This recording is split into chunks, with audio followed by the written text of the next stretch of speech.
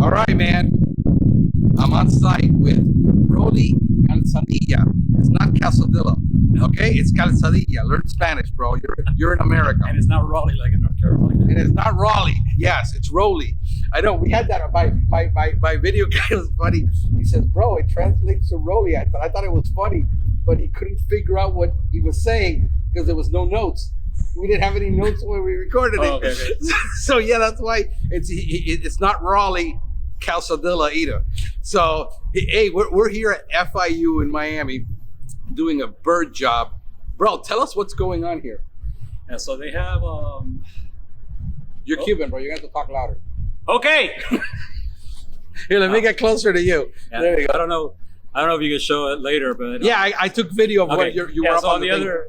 So there's big old pigeonholes. Basically, it's 9 across or 8 across and 12 high. 96 of these openings that the pigeons were getting in and standing and doing their business. Right. Because that's always the reason why people call us for bird problems. It's not the bird itself; it's their poop. Yeah. So what we're doing is we're individually netting every one of those holes that is 4 feet wide by 2.5 feet tall on the outside, and then we're doing one big net on the inside. And so we're gonna be here for another 3 or 4 days at least. Really? Okay. So how many of these holes are you totally sealing individually? So 96 of them. All right. So it's probably a hole about It's 4 feet wide. Yeah, 4 feet wide and about what, 2.5 feet tall. Yeah, 2.5 feet tall. Yep. So you're drilling little holes in the concrete. Yep. To attach this net so they can't get through, and then you're gonna put a giant net on the other side because they're coming through and they're perching, and there's poop everywhere. He's gonna show me. He's got some pictures we're gonna post on this. Yep. That is pretty cool. So how long have you been here already doing this job? So we started Wednesday, and we're at Friday. I think that one's yours. Yeah, it's Friday, and you're gonna be here another 3 days. You told me you were gonna be here like till Friday. Yeah, Yeah. that's what I thought. Yeah. Yeah, welcome to the real world. That's what I wanted. Yeah, that's what you wanted. So when I priced it each individual hole. So when you price netting, Right. if I would have done just per square foot, I would have killed myself. Right. So each individual hole, I came up with a price per hole. Right. I figured it's going to take me 30 minutes per hole plus materials, and I came up with a price per hole. Multiplied it by 96, and then per square foot, the big net on the front. Right. Added the lift, added some time for cleaning, and that's how it came up. But And it would have just been per square foot. And how high are you on that lift? Because I saw you were almost completely fully extended. Yeah, it's 65 feet. 65 feet in the air. And yeah. it's a 65-foot lift. Right. And I need every bit of the 65 feet to get to that upper right corner. Yeah, I saw even when I noticed that those were sparrows, right, coming out of that top hole. Oh, I couldn't tell. I saw one watering around in there that you hadn't finished yet. You hadn't gotten to it. Yeah, no. And they had done the spikes and everything, and it wasn't working. Yeah. They put spikes and they put some speakers. And again, I'm going to show you. And the speakers were to scare them off. Yeah. Like supposedly it didn't work. It doesn't work. They were pooping all over the speaker. Yeah. I got pictures of that. It's funny that they have poop. Yeah, so the electronic device wasn't, or was it working, or is it just not? No, they don't. It's like you're driving down the street every day on your way home, and there's you could speed. Right. So it's a 30 mile per hour. You go 50. One day there's a cop car parked on the side of the road. Yeah. You slow down. You say, "Oh shit, there's a cop car," and you slow down. Right. But then as you drive by, there's no cop in the car. It's just a car. Right. So the next day, the car's in the same spot. And you're driving, and you slow down maybe the second day, but after the third or the fourth day, you're speeding already again because there's no consequence. It's just a cop car without a cop. Right. The same thing with the speakers and the scary stuff. They get scared. They wait a minute, what happened? But there's no consequence. They hear it, but they don't see it. They don't. So eventually, they stand on top of this thing making the noise that sounds like a hawk. Right. And nothing happens. And nothing happens. So yeah, we're safe. Right. Yeah. Okay. Cool. Yeah. So it's basically like parents that threaten their kids and then nothing happens. Exactly. Exactly. And then the spikes, you can't use spikes where pigeons are nesting because they'll find their way to work through them. Spikes are for sprinkler pipes, exposed ledges. Right. But if it's a ledge where they're nesting, I'm covering it with hardware cloth, and then everything else they go out with netting. Wow. How long have you been doing this, bro? Since 2007. 2007. 2007. So what made you get into bird? So before I did Pest, so I worked for Stereotech from 2004 to 2007. Oh, okay, pretty cool. And they hired me as a salesman, so I went through their whole training program, and I fell in love with the business. Right. Before that, I was in construction. Okay. The bird work, everybody told me how hard the bird work was, right. And it was just something that came easy to me. Got it. So I stayed with Stereotech for about 3 years so I could get my license, but I hit a glass ceiling. There was really nowhere to go with the wildlife and the birds, which is what I wanted to do. So I started my own company back then. It was called Bird and Bee Removal. 2015, Stereotech wanted to do something with wildlife. So then I closed down the company, went to work for them. 2 months later, they got bought by Rentokil. Yep, I remember that. I wound up working for Copasan, they got bought by Terminix. Left Terminix before Rentokil bought them. So there's all these mergers and acquisitions. So basically, if anybody wants to sell their company, they just call me. Yeah, the company will be sold. So I'll be calling you in about 5 years, and we should be good. Yeah, good luck, man. Yeah, right. By then, I won't be the guy on the lift. I'm looking at right now. I'm battling that.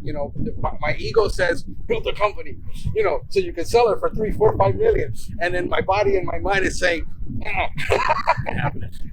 so I have this constant struggle whether I want to build a company or not. So I'm doing training now, and we're going to be launching the Pestgeek Academy. You know what? It'd be cool to do. Maybe can do a small course on bird control for the Pestgeek Academy, and it'll be pretty cool. So we're doing that now, Eric. I finally hired my full-time guy to do all the meetings.